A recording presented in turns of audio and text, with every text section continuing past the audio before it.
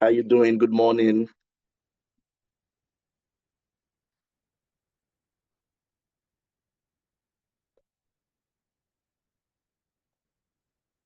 Miss Diana, can you hear me?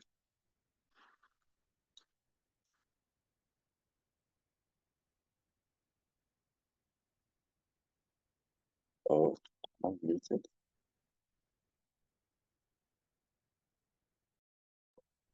Listen again. Okay. Okay. Hi, Miss Diana. Can you hear me? Just to confirm. Yeah, I can hear you. Okay, good morning. Thanks for Okay. joining. You're welcome. Yeah, we appreciate you. Thank you so much. So just to confirm, you have the program flow, yeah? Yeah, Okay, okay. So I will kick off with introduction and okay. I'll introduce you as the Okay. moderator of the event. Okay, that's fine. Yeah, we're super excited. You do you also have the profile for the speaker? Yes. Okay, okay. So once I do the handover, I hand over to you. I mean, you just welcome us again, then Okay. profile, then invite the speaker. Okay. I All can right, see, that's fine. yeah, I can see that the speaker's profile is quite lengthy, so you could just do a brief. I mean, not necessarily just reading everything verbatim. Okay. Okay. All right, but we'll just make it as natural as possible. We're here to have fun today. All right. All right, all right. Thank you for joining. So, Okay, Ovie, just confirming. So you'd introduce the speaker, but wouldn't read her profile or no, so I will welcome everyone okay. to the section. All right. Um, I will let them know about what we do at Kilsah. It's a Okay, okay. yeah, it's a Kilsah project in partnership with other partners. Yeah, so I'll do Okay. that introduction. I think I'll tell us why we are here. We're here to Okay. learn, and we have a Mm. moderator that will moderate the section. So I'm going to Okay, introduce. okay, okay, okay. So All once right. I introduce you again, once I introduce you, you're welcome. Oh, the speaker is here. Madam Ebun, we're welcome. Welcome. Nice to see you. You're looking beautiful this morning. Thank you, Faye. Good morning. Good Good morning, morning. everyone. Good Good morning. morning. Yeah. So I guess it's just a brief final dry run towards the section. So like I said, I'll be kicking off. I'll just say some few words about Kilsah and the partnership. Then I introduce I introduce the moderator. The moderator, before introducing the speaker, the moderator gives us a brief profile Yeah. of the speaker. Yeah, then introduces the speaker for our section. Once the speaker is done, the moderator, um, sorry,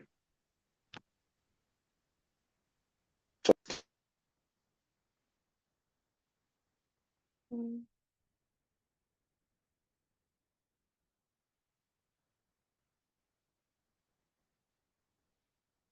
mm.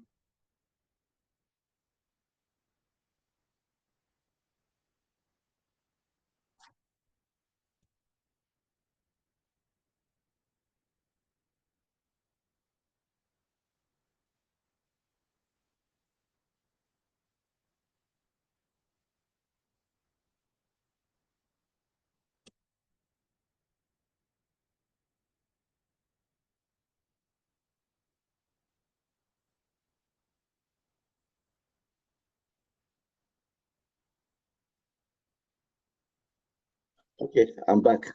Sorry for the break in transmission. Okay. So once the speaker is done, the moderator um, appreciates the speaker. Then, if there are Q and A's, we take Q and A's. I Okay. think the speaker has video to share with us, Okay. and she has Q and A. Of course, we'll take Q and A sections. Yeah. So once you're done moderating, you thank us, you hand over to me. I do the final All thanks, right. and we are done. Okay. Yeah. So make it as So everything within 1 hour, right? correct, correct. We did it. Correct, correct, correct. Thank you so much. You're welcome. So just to confirm my audio, I trust everyone can hear me. This is just me. Yeah, it's very Clearly? clear. Okay. Yeah, it would be nice to hear Mrs. Ebun's voice, just to confirm. Just say hello. Let's see your face again, ma. Oh, wait, I had said hello before. Good morning, everyone. I had said good morning before, but good morning, everyone. It's lovely to meet you, Diane. Diana, how do you pronounce your last name? It's pronounced as Chichiwu. Chichiwu. Wow. Yeah. Lovely to meet you. Yeah, same here. Chichiwu. And and Okay. and how do you pronounce your last name also? Emelogu. Emilogu. Okay, No, nice. no, not Emi. Eme. Eme. Emelogu. Oh, okay. Emilogu. Okay, Yes. okay, Thank Eme. you. Chichiwu. I actually wrote that down so I don't forget. Thank you. And then just to say something, I'm not sure if the video I found wasn't um illustrative enough. So I would, just ask questions, carry them along as much as I can. I do have, according to Ovi, I have some infographics, so that should do. All All Yeah, right. right. yeah, that should do. Yeah. Yeah. Thank you. When am I supposed to finish? Do I finish in 45 minutes and then give room for questions and answer, or how do you prefer it? Yeah, I think it's fine. I think we could do 45 minutes, then we give let's say 10 minutes or less for Q&A. I think it's fine. Yes. Okay. One more question. Please confirm they're all women. Uche had mentioned they're women, but please confirm this audience are all women. So we have some few men that will be joining us. Mm-hmm. Yeah, on the call. Yeah, joining this Okay. section. Yeah. Okay. All right then. Thank you. You're welcome. Thank you. All right.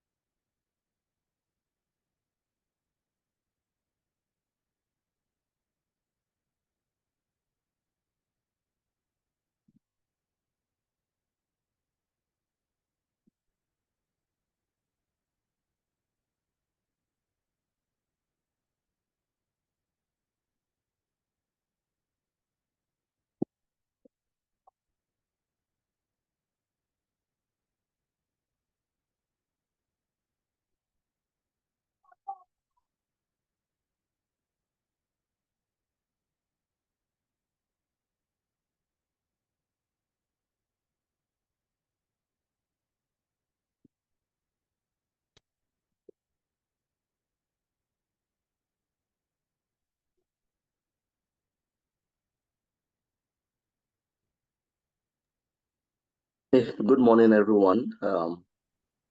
Welcome to another wonderful section. Please, we'll be starting in the next 2 minutes. Thank you for joining the section.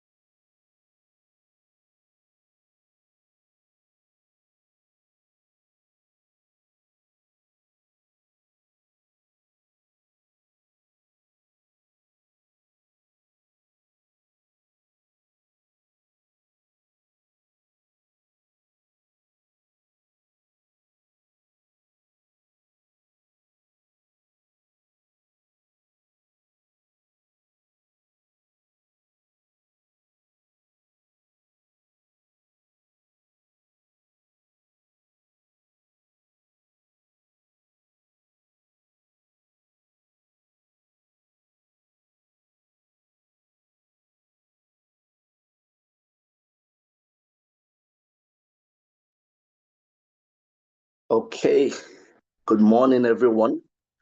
You're welcome to this wonderful session, second DigiSkill webinar. Just to confirm, if I'm audible, you can just identify by waving. Hi, everyone. Please. Oh, fantastic. Thank you. Thank you. So we're all welcome to this long-awaited second DigiSkill webinar. So my name is Ovie King with Kilsah Consulting, although I'm not the moderator for the event, but I'll be doing some little introductions. So I welcome you all to this wonderful opportunity to develop, grow, and connect.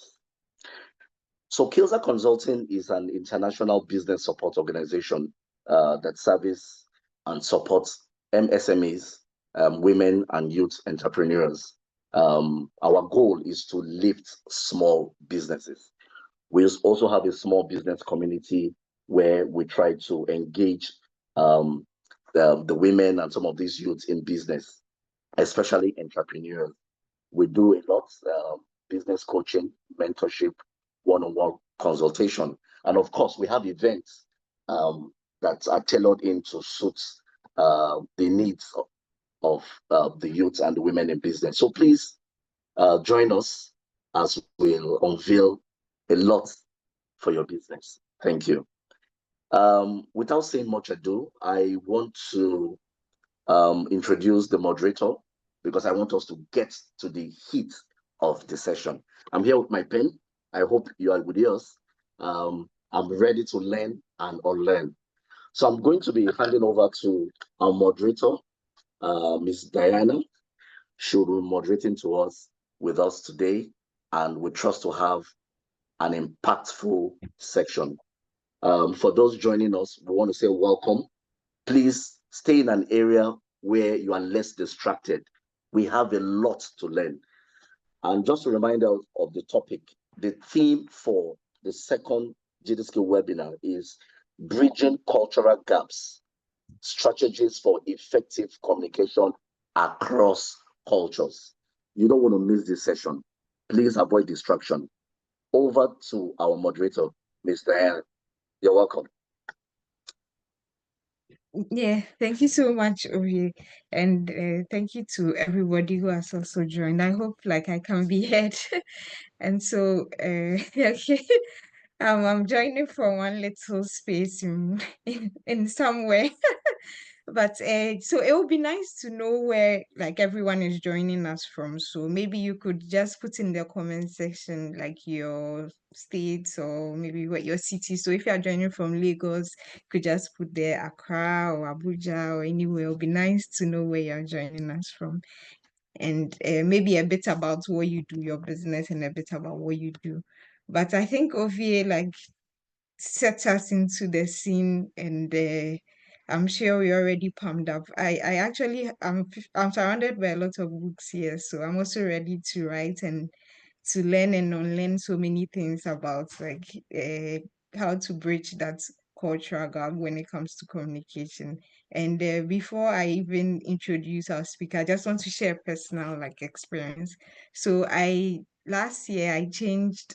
I had to like go somewhere for school, and I noticed that sometimes when you get into new cultures, like there are things that you need to know, there are things that you need to like unlearn and relearn because not what you know like from your culture where you live, it doesn't apply like everywhere. So one of the things I learned in a tough way was consent, like the fact that somebody has given you like consent the first time doesn't mean that like you always have it all the time. So when I came here, one of the things I had to learn the big way was to be very mindful of consent, like to always like ask people for their consent when you want to do certain things, even when it comes to taking pictures. Like you really have to ask, are you okay if I take pictures? I know back home it was barely something like I people would do. Like at events, you assume that everybody wants their picture to be taken. But when I changed cultures and changed like regions, I realized that consent is a very big thing. So I'm sure like Madam Ebun has so much to share with us, like concerning some of these nuances and differences we need to know. And so I'll just like give you a short rundown about who our speaker is. And her name is Madam Ebun Emelogu. I hope I pronounce this very well. I learned how to pronounce it this morning. She is a dynamic educator and business consultant. She's also like a youth mentor dedicated to driving change through education, career development, and enterprise support across Africa. So I'm sure you already know she's the right person to take us through this session. She's the founder and director of projects and partnerships at Dixon and Ricks, and she's also a certified World Bank, like IFC, business development provider, and has worked with institutions like the British Council, Providus Bank, MTN, and Pan Atlantic University, MasterCard Foundation, and more. Okay, so she's fluent in 4 languages and backed by nearly 20 years of experience. She empowers young people and professionals through strategic programs, mentorships, and leadership training. And she's also the founder of the YAP Center, Career Center, and a faculty member at a top academic institution. And one of her mantras is be informed, be happy, and make an impact. That's so lovely. I really like this mantra. So to set us everybody to set you up for this session whilst you are getting informed and being happy, please help me welcome Madam Ebun. So Madam Ebun, the floor is up to you. Please, you can react with your emoji. Since you can't talk, let's just be reacting in the comment section and then showing emojis. So Madam Ebun, over to you. Thank you. Thank you so much. Diana Chichiwu Medase to you. Thank you. Oh, lovely. And good morning, everybody. It's great to be here. Thank you for this warm welcome. It's an honor always to speak with people and just to share your experiences. I tell people I'm not a teacher, but I love to share my experiences. Thank you so much for welcoming me. Without further ado, can I request to turn on to share my screen so I can put up my slides? Thank you, Timmy. It's great to meet you all. Thank you. Esmiel, I hope I pronounced that right. Apologies if I didn't. Roslyn, thank you. Okay, so I'd love to share my screen quickly. And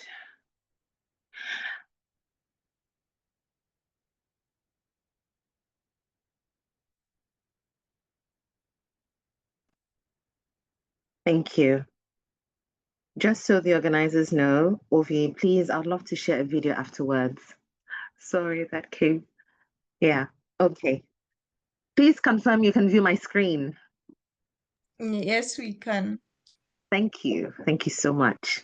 All right, so this morning we will be talking about bridging cultural gaps, strategies for effective communication across cultures.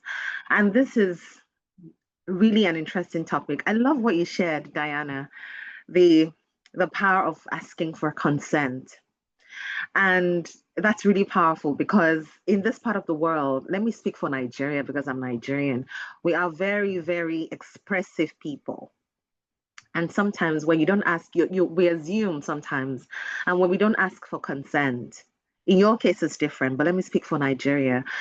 If we don't ask for consent and we assume, sometimes it may be seen as, an insult or being aggressive or sometimes being too much in my space. You know what I mean? So that's a very interesting story, but really real. Thank you for sharing that. You know a bit about me. I would love to know about you as we go on this webinar. And so if you've got questions, it would be nice if you introduce yourself, your location. Some people have started doing that, what you do and what makes you relax or how you relax when you're not working. In addition to what I do for work, I love watching movies. I love to travel. I love to know about cultures. I really do. And I'm fortunate to have friends from all over the world, at least some parts of the world. And I'm still work in progress. So what's neat for you? When I was thinking about this webinar, I thought about 4 things. The first is to understand how cultural norms influence communication. That's very important.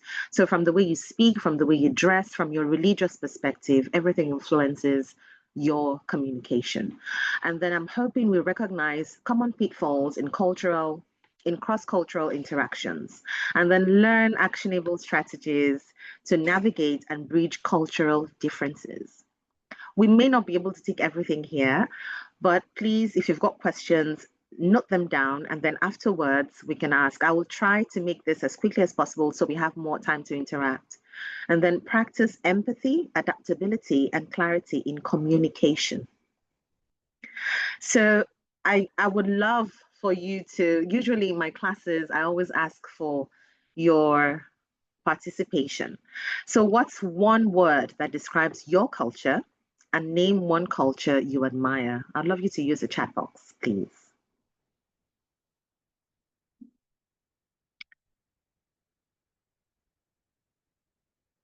Idara from Lagos. Hi, Idara. Hi. Creativity. Oluwatomilola, creativity.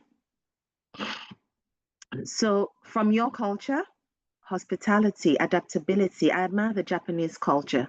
Thank you, Diana. Chris, adaptability. Tomilola says creativity. Okay. Do we have more?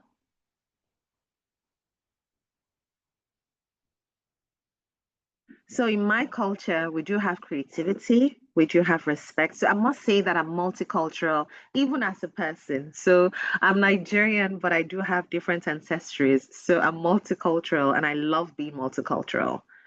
So tenacity and consistency. Yes. Awesome. Delicacies. I agree with you, boss. Delicacies, yes. In my culture, we are so loving. Ovie King, I hear you. Okay. Bukola, respect and hospitality. I agree. So I can see some are from the South from your names. Some are from Ghana. Some are from the western side of Nigeria. And in being cross-cultural, right, you need to be aware of people's names, people's tribes. You can't know everything, but you must be open-minded enough to know that. Some people, yes, from South, yes, I can see that from their names. Awesome, awesome. Thank you so much. Okay. Please confirm you can still see my screen.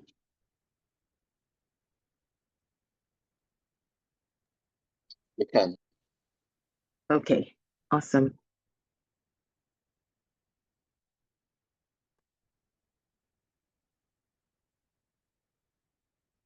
I couldn't see mine, so I couldn't see from my end here, so I had to just reshare. Okay, so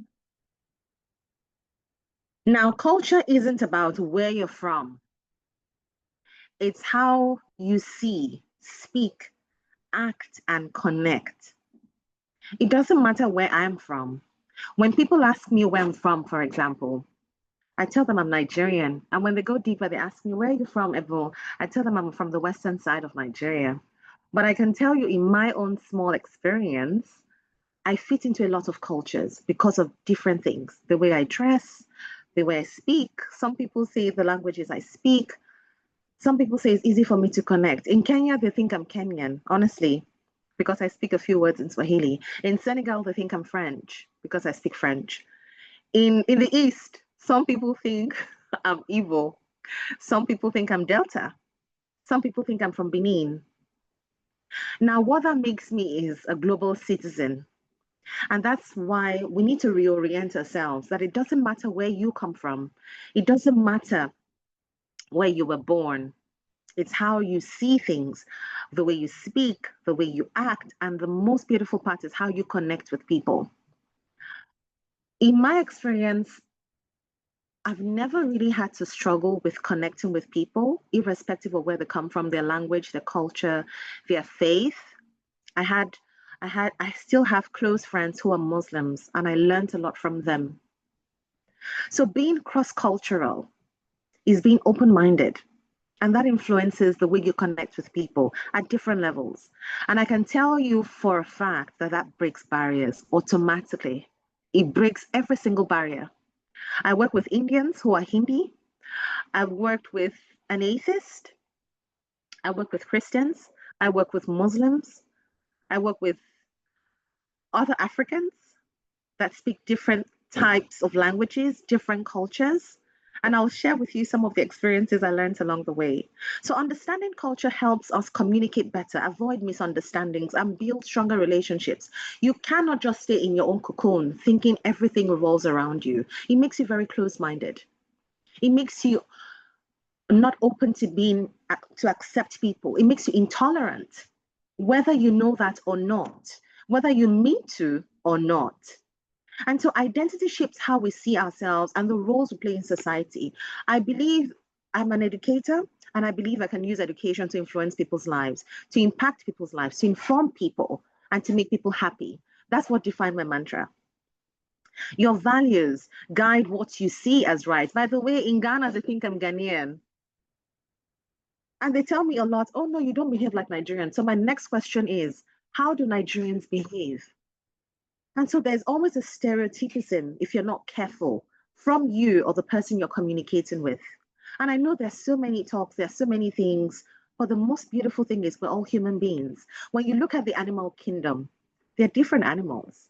Using a dog, for example, there are different species of dogs, there are different breeds of dogs, there are different species of flowers. But the beauty in diversity is what makes them live together, and the uniqueness is what we as human beings should learn from animals, from plants, because diversity, there's beauty in diversity. And so your values should guide what you see as right, wrong, polite, or respectful. So the fact that I come to your house, for example, and you're a Muslim, and I say Salaam Alaikum to you, means I'm open-minded. It doesn't make me a Muslim. It means I respect your religion. Or I take the pain to say, oh, Ovie Migwa, it doesn't mean I'm Urhobo, but it means I respect his culture to say hello to him in Urhobo. I hope this makes sense. And then speaking affects your tone, the tone you use to speak, your directness. Now, there's a difference between being direct and being uncouth. Let me give you an example. So being uncouth means you just talk anyhow. You just talk, you don't think. You want to describe somebody, you're saying the tall, dark man with bushy hair. How dare you describe somebody that way? What stops you from describing somebody to say, the man is of average height, dark skinned? You know, don't use his body to describe him. That's body shaming, whether you know that or not.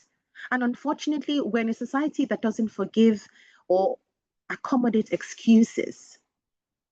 Or you say somebody, oh, the lady that has a funny accent, or the man that has a funny accent. You don't use things that shame people to describe them. And when we watch movies, I don't know if you watch movies like me, and we watch foreign movies and perhaps they arrest somebody or they're asking for a particular description. You hear, oh, somebody of average height, Caucasian or Asian or Black, right? If you listen to movies, and that's how they describe. Why? Because they are very conscious of anything you say can be used against you. This is not a law court, but you should be culturally intelligent enough to know that. And if you don't know, for example, how to pronounce people's names, you ask and say, how is your name pronounced? Don't assume.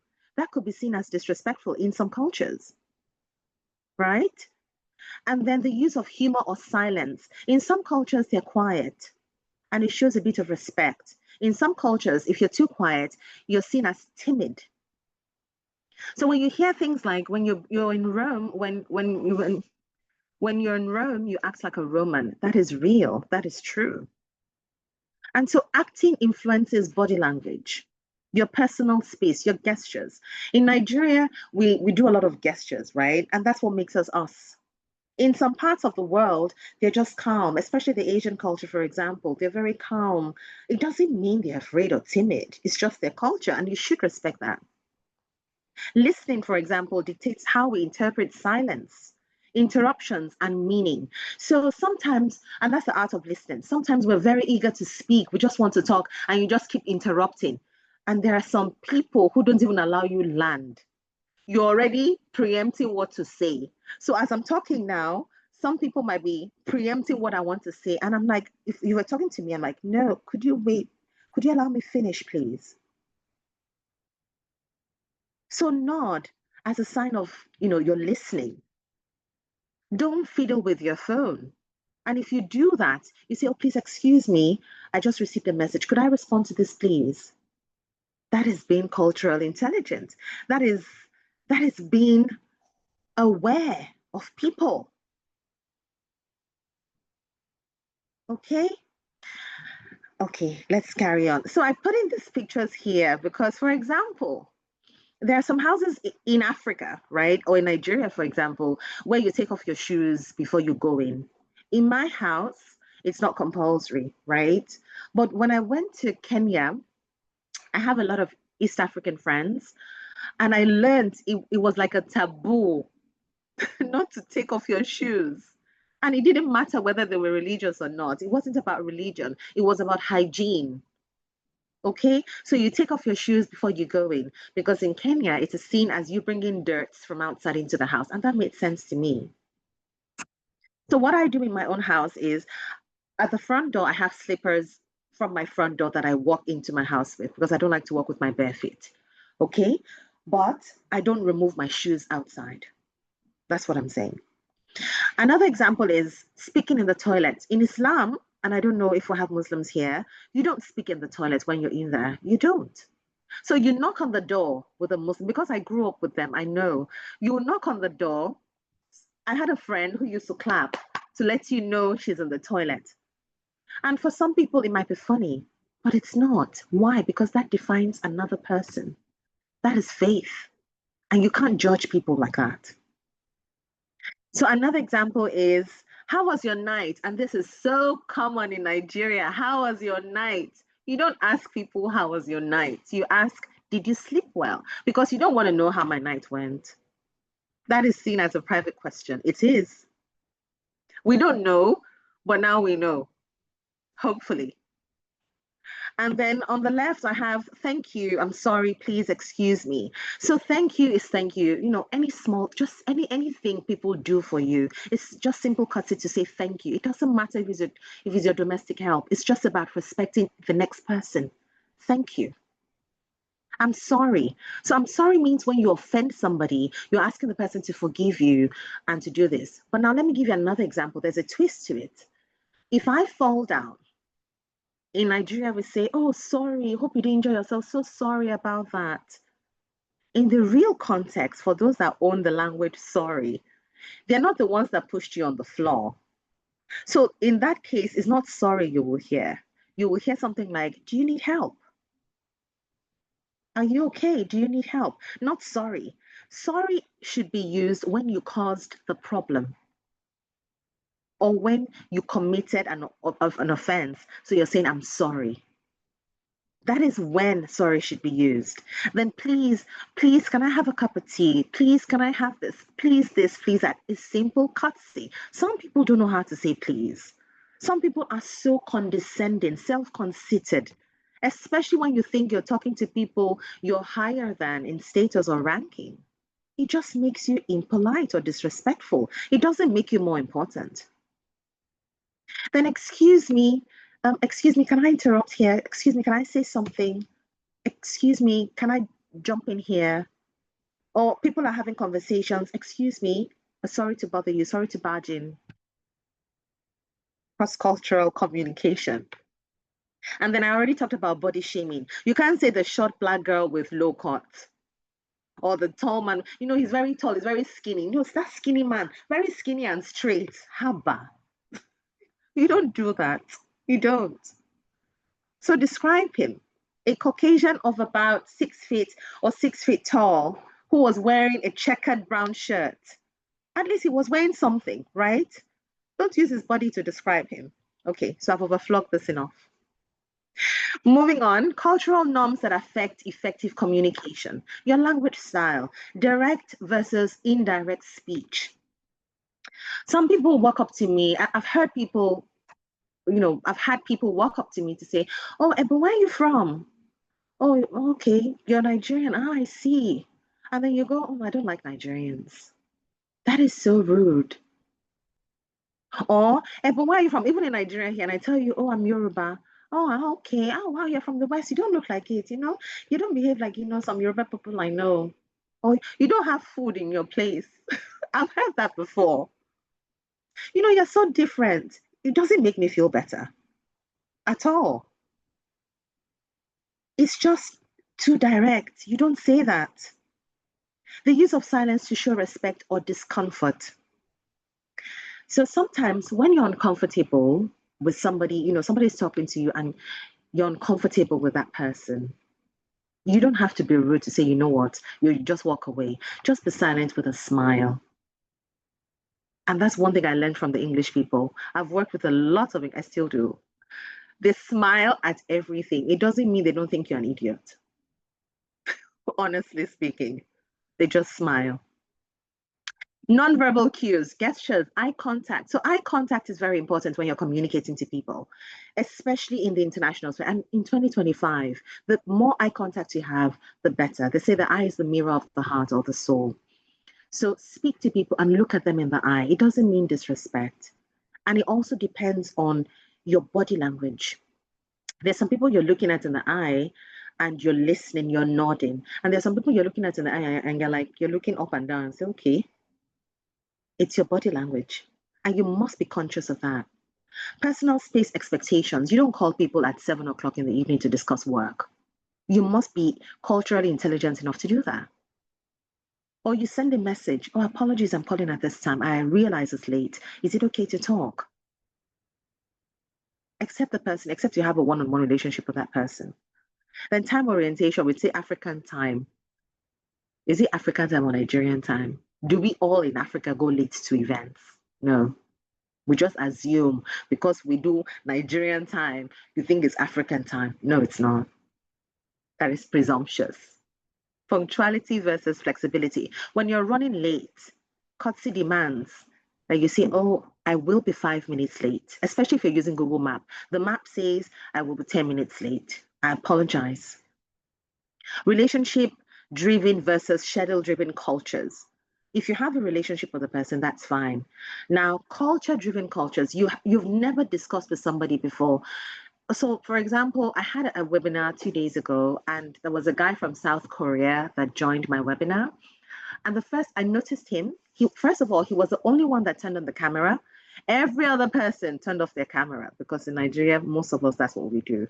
And in this part of the world, yes, we do that.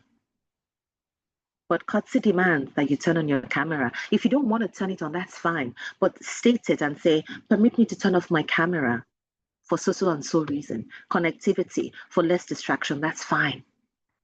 But don't just turn it off because it is assumed you're not listening, especially if you're moving at the international space. Don't do that. Okay? And so he turned on his camera, and the first question I asked was, hello, Big. I called his name. Hello, Big. How are you? Well, I'm well, thank you. Where are you joining in from? And he said, South Korea. May I ask what time is it in South Korea? And he said, 1 a.m. in the morning. So already I understood that I had to respect the time. So people joining the webinar late should be made aware that there are people joining from other parts of the world. I had people from Kenya, I had people from Ghana, I had people from Zimbabwe. So you must be conscious of the time. And the reason I asked him in particular is because he's Asian. The Asian time is totally different. It's far compared to where I'm from. Okay? Respect and hierarchy, use of titles. Some people love to be called doctor, Mrs., Mr. So you ask, what can I address you as? Are you Miss or Mrs.? How can I address you? Especially if you don't know the person, you ask. And then some people are not Mrs. You just assume they're Mrs. How do you address this kind of with Ms? MS. That's why you see some titles. You have the Miss, MISS. You have the Mrs. MRS, and you have Ms. MS. Some people don't want to be called Mrs. And you should respect that without judgment. Okay? Don't assume. Communication across authority levels. That's very important. You need to know where you are. The way you behave in Tanzania is definitely not the same way you behave in Ghana. It's not the same in Cameroon. It's not the same in China. And certainly not the same in the US, for example. So group and individual focus, collectivist, harmony, shared views. You should be able to live in harmony with people. Personal opinions and direct feedback should be given constructively. Everybody has their own opinion. Everybody has their thoughts. Everybody has feedback. And sometimes we always want to be heard. Sometimes you're not even required to speak. Know when to speak, know when not to speak. Emotional expressions, open. A lot of people have this perception about me that I'm very calm and reserved. And I can be. But I can also be very playful. So what part of you do you give people? And at what point do you give that? To what audience do you give? So understanding these norms help you adapt avoid unnecessary offenses, and build stronger connections across culture. Okay? Common pitfalls in cross-cultural interactions. Assuming similarities. We're not the same people. Believing others think, act, or communicate the same way you do. No, absolutely not. Don't assume that. Misinterpret nonverbal cues, misreading gestures, eye contact. So I remember when I was younger, because I used to smile a lot, people would think, oh, she's so sweet, especially guys. They think, oh, she likes me because I'm smiling. No, you're misunderstanding me. I'm being polite. So the fact, especially men, the fact that she's smiling with you doesn't mean she's thinking something else. Okay, I have to put that in. Or silence due to different cultural meanings. And women too, the fact that he's been a gentleman, for example, doesn't mean he has any interest in you. He's just been a gentleman. Using slangs or idioms, phrases like break the ice, let's break the ice, let's hit the ground running. So breaking the ice is you just want it to be a relaxed setting. Hit the ground running, let's move quickly without dropping the ball. May confuse non-native speakers. So if you're speaking to an Indian, for example, they don't know these idioms and expressions, and you must understand that. I'm bringing it home. So for example, I'm interculturally married, for example, with my in-laws, when they speak their language, some are not conscious of the fact that I don't speak the language. And so somebody else will say, you know that everyone doesn't understand. Kotsu demands that you speak English. Some people don't care, and you should. Overgeneralizing and stereotyping, making assumptions about individuals based on cultural backgrounds. Do you know how many times I've been judged as a Nigerian? Do you know how many times I've been judged as a woman? It's exhausting, and we should move past that now. We should. Avoiding clarification, not asking questions when unsure, leading to deeper misunderstandings. Don't think you know, don't assume you know. There's no shame in asking for clarifications. There's no shame. Should I assume this is what you're saying? Or just to be clear, is this what you're saying? That's all. Ignoring power dissonance, being too informal or too indirect in cultures that value hierarchy and respect.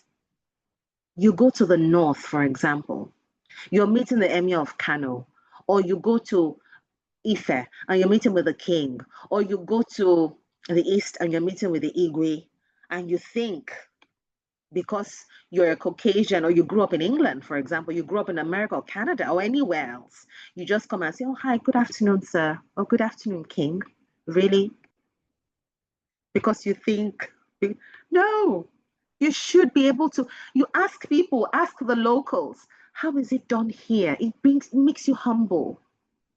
It makes you open-minded. So a quick poll, and I need you to be on the chat box, please. Where have you experienced cultural differences the most? Have you experienced it at school? Have you experienced it where? The workplace, your travel, online, relationships? Where have you experienced cultural differences? When you're reminded they're from a different place entirely. Elfrida says travel. Oh yes, that happens a lot. Anyone else? Thank you, Elfrida. Workplace too. Okay. Halima says travel at school. Relationships. Diana says school. When I traveled to India. Ah, yes. You see, that's a different culture, Oluwatomilola.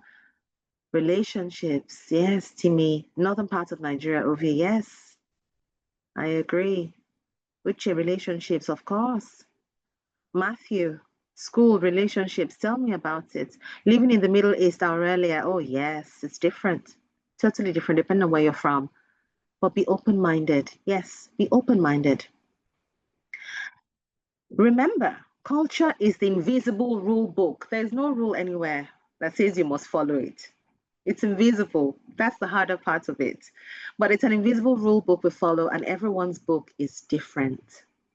It's different, but it's beautiful. And there are some things that you might not agree with. Thank you, Deborah. There are some things you might not agree with, right? But that's the beauty in culture. Remember, there's beauty in diversity. And when you have a stifle with somebody else because of language, break it down. Break it down. So, a case study, and I want your ideas on this. So, let me just quickly read this. A foreign volunteer called Anna joins a youth empowerment NGO in Lagos. On her first day, she greets the organization's director by saying, "Hi, Tunde, nice to meet you," using his first name. Tunde, who is in his late 50s, politely responds, but later expressed concern to a colleague, feeling slightly disrespected. What should have been done differently? I need comments, please. Now that we know a little bit about culture, what should have been done differently? Use the chat box, please.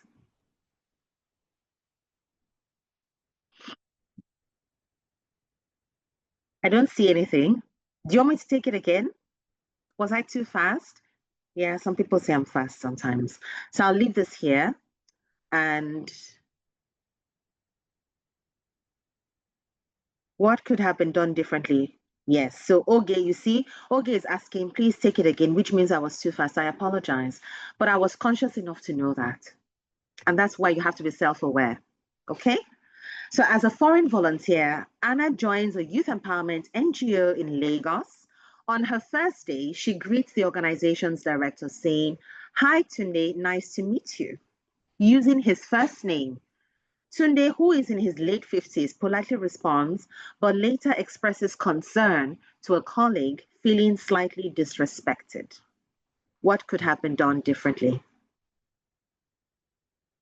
I think he should let her know how he wants to be addressed. Absolutely. Oluwatomilola, you're right. I agree with you.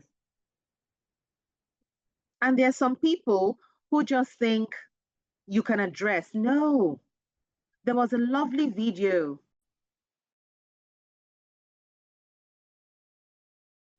There was a lovely video I watched about, what's her name? Maya Angelou. Oh gosh, she was a lovely woman. And she went to teach some children, I think primary school children. And one of them addressed her as, "Oh, hi, Maya. What do you think of this?" And she looked at him and said, "You don't address me as Maya. You address me as Miss Angelou." And the audacity for me and the way she expressed herself was amazing. She didn't like it. And there's no disrespect. So when you meet somebody who addresses you wrongly or you don't want to be addressed that way, you have a right to say, "I'm sorry, don't address me as Tunde, please." Or while you're introducing yourself, to avoid palaver, while introducing yourself, you can say, "Hi, my name is Ebun Ejirinde-Emelogu, but I love to be called Ebi. I prefer to be called Mrs. E, or I prefer to be called Ebun." Just say it with your introduction so you avoid wahala. Okay? So Anna should have asked other staff members within the organization how Tunde should be addressed. I agree with you, boss. I agree. She could have asked how he would love to be addressed. That's it, Deborah. That's it. Or he should tell her privately how it is done in this area. Yes, Ilfrida, I agree. I agree with you. I agree with all of you. Thank you. Mr. Tunde should have immediately chipped him, "Mr. Tunde." So yes, yes, and that could have been embarrassing to the next person, but it's not Mr. Tunde's fault. It's the other person that didn't know or just assumed. Okay? So now we get it. Thank you. Now, what happened? In many Nigerian settings, especially with older adults and in informal environments, it's considered disrespectful to address someone significantly older or more senior by their first name alone. So titles like Mr., Miss, Mrs., Auntie, Uncle, Oga for informal settings are expected as a sign of respect. Cultural expectations around age, hierarchy, and respect vary. In Nigeria, addressing elders or superiors with appropriate titles is a good sign of upbringing and professionalism. When in doubt, err is on the side of formality. People can always invite you to be more casual. Thank you so much for your contributions. Thank you. Thank you. I agree, Dr. or Chief. I totally agree. Now, the next case, let's use Chioma as an example. So, Chioma is a young Nigerian professional who lands her first international internship in Tokyo. On her first day, she enthusiastically extends her hand for a firm handshake with her Japanese supervisor, Mr. Saito. He awkwardly bows instead, and Chioma feels embarrassed and confused. Later, she worries she may have come off as too aggressive or disrespectful.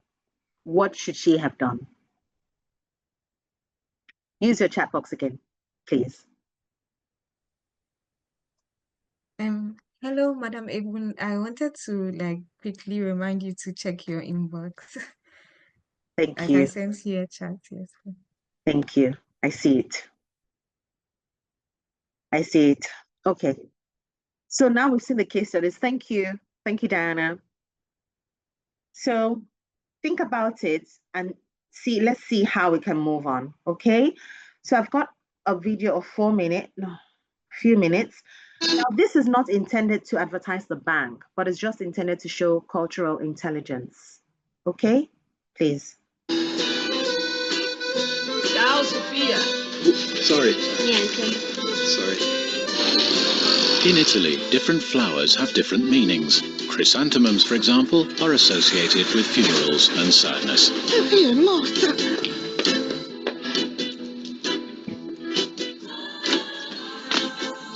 At HSBC, we never underestimate the importance of local knowledge. HSBC, the world's. So let me just explain this. So in this video, the man went to Italy and he hit the lady by mistake at the entrance. Now in Italy, different flowers mean different things. He's American and he thought by giving a flower, it means I'm sorry. Excuse me. And he dropped a flower at her doorstep. Now, unfortunately for him, the color of the flower meant death. It meant somebody's mourning, which is why other women, other locals came and started giving flowers thinking the lady was dead. So you need to be careful. Now, I have a longer video, but I can't play that now because of time. I may have to share the link afterwards, if that's okay. But cultural intelligence is the ability to understand, respect, and adapt to people from different cultural backgrounds. It's more than just about cultures. It's about being aware of cultural differences, having skills to adjust your behavior, and communicating effectively in diverse setting. Yes. So as we round off, why does this matter? Global travel, global work and travel, stronger relationships should be built. And that's why you should be culturally intelligent. Career advantage, very important. And then your personal growth. In a diverse world, cultural intelligence is not luxury, it's necessity. So 5 key strategies as I round off is to practice cultural humility, be a learner, not a judge. Clarify and confirm. Adapt different communication styles. Learn nonverbal norms and apologize and adjust when in doubt, because we all make mistakes. So as I recap, culture shapes how we speak, we act, and listen. We should be culturally intelligent. We have been able to see the differences in language, nonverbal cues, respect and hierarchy, and time. And now we understand, I'm hoping that we understand the strategies for communication. What will you be starting? What will you be continuing? And what will you be stopping from this webinar? I hope you have learned something. I will share some resources that I put together for you. And at this point, I have questions. If there are any questions, please let me know. Thank you very much for your kind attention.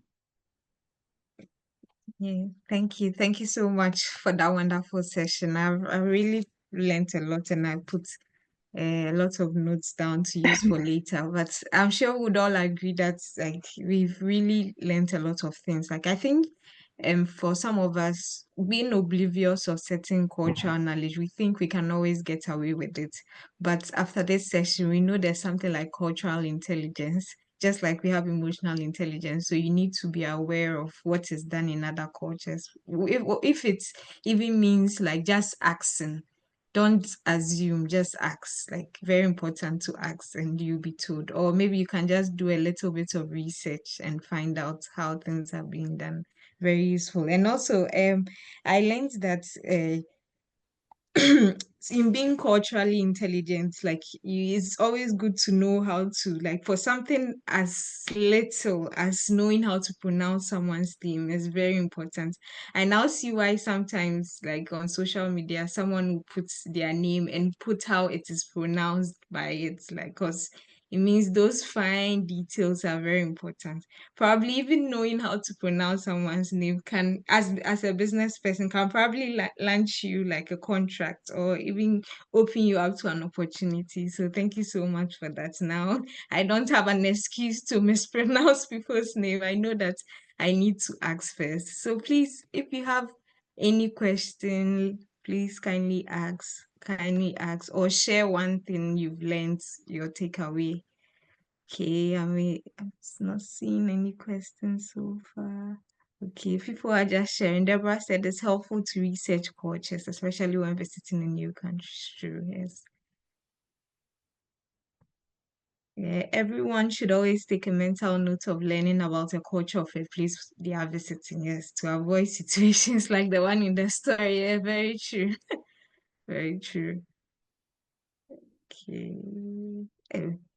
If we don't ask questions, it means that Madam Ebun, you delivered like excellently and we understood everything perfectly. Okay, someone has a message. It said framing, tone, and timing. How does this help to adapt message with cultural sensitivity?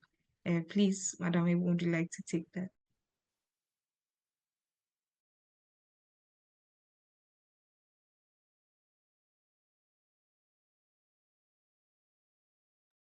Okay, hi. I was looking for the question. Could you take that again, please?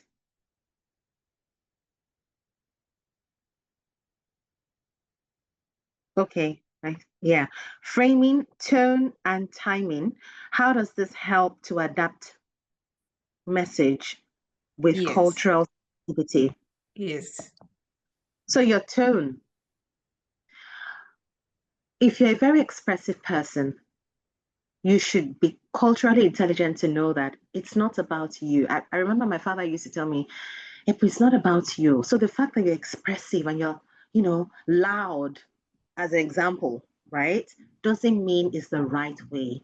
Know when to use the right tone. For example, on the phone, if you're a customer service agent, hello, good morning, this is Kilsah Consultant. How can I help you? It's different from, hello, good morning, this is Kilsah Consulting. I can hear you. From the tone, people already know you're frustrated. Mhm. And you must be professional at all times. Now, the timing, it just shows respect if you're there in time. So unlearn that thing about if you're in Africa or Nigeria, unlearn that thing of African timing. It's excusable. People will understand. No, Mhm. don't expect people to understand. And like Diana has said, it may land your contract. It's in those times when people are not there. That could be a networking time for you. And then framing. I'm not sure about what context you're using framing. Chris, could you please clarify framing in what context? You could unmute yourself if you want.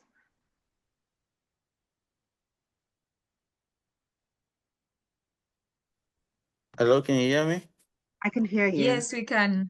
Okay, so when I talk about framing, it's like in what context, if a specific question is asked, and then your response to that question, because sometimes people verbal communication is in some kind of manner for which, like, if you're expressing yourself, people can tell whether you are angry, whether you are excited, or whether you appreciate what you want to hear or what you want to learn. So that's what I mean when I talk about framing. Framing, right. Thank you. So, how you frame your answer, for example, to a question. And guess what? It might even be an uncomfortable question. So, the way you frame it, and it comes with practice, it's a soft skill you can learn, it's a communication skill. So, you have to be very articulate when you're thinking, you have to be a quick thinker, and you have to be very articulate with the way you communicate. And you can learn that. So, how do you frame answers without disrespecting? Without raising your voice. Maintain a certain momentum, maintain the same tempo. Mm. And if you have a light voice, for example, some people say, don't use bedroom voice to speak to me. It's true.